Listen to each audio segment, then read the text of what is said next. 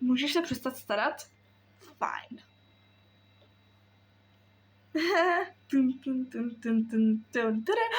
Jo, počkat. Tak, posaďte se, buďte tu jako doma.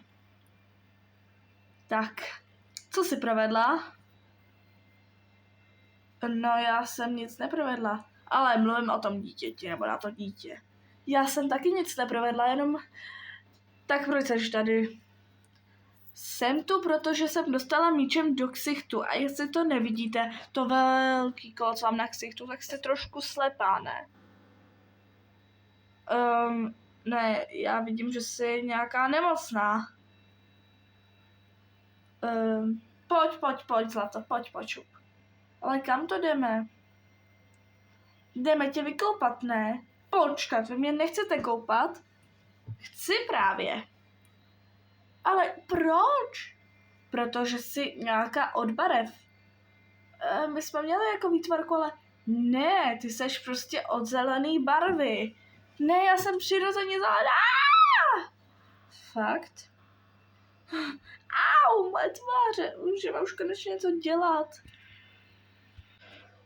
Já ti jenom řeknu, běž do třídy nebo tam, kde jsi byla teď. Fajn. Tak já jdu a díky za pomoc. Jo. Mám hlad. Oh, Tino a Mekli. No. Máme ve škole nějakou zelenou holku. Chtěla nějak pomoct, nebo co? Jsme na to expertky.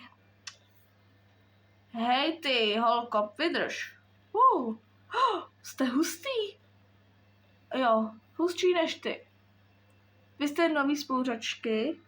Ano, jsme. Ale jsme královny školy. Tak to je bezva, ne? To je.